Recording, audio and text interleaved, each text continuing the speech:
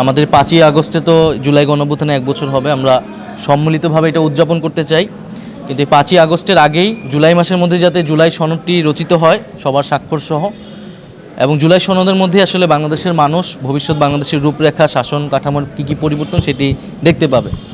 এবং জুলাই সনদ হওয়ার আগে যাতে নির্বাচনের তারিখ ঘোষণা না হয়, কারণ তাহলে সংস্কার প্রক্রিয়া ব্যাহত হতে পারে, সব কিছু আসলে নির্বাচনের দিকেই যাবে।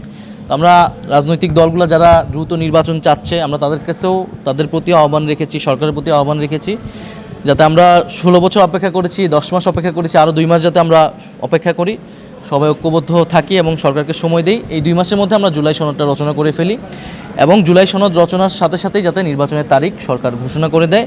পাশাপাশি জুলাই ঘোষণাপত্র যেটা 30 কার্যদিবস ছিল, সেটি কিন্তু অনেক কার্যদিবস হয়ে গেছে, কিন্তু আমরা কোনো ধরনের পদক্ষেপ দেখছি না।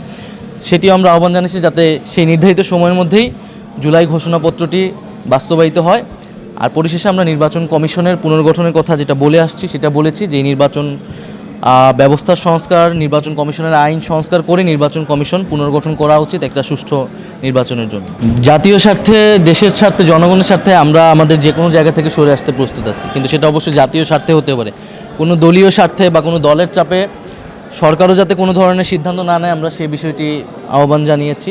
আমরা মনে করি আমরা অনেক রক্তের পরে দিয়ে কিন্তু আজকের এই প্রেক্ষাপট, আমরা যদি সেই গণ অভ্যুত্থানের প্রতি প্রতিশ্রুতিবদ্ধ থাকি এবং সামনের বাংলাদেশটা সকলের জন্য আমরা একটা গণতান্ত্রিক বাংলাদেশ, বৈষম্যহীন বাংলাদেশ করতে চাই, তাহলে আসলে আমাদের প্রত্যেকের দলীয় জায়গা থেকে চিন্তা না করে দেশের জায়গায় যদি আমরা চিন্তা করি, তাহলে আমরা অবশ্যই আসলে ঐক্যবদ্ধ হতে পারবো। আমরা এটা আমাদের আনুষ্ঠানিক পত্রিকাতে আগামীকাল জানাবো।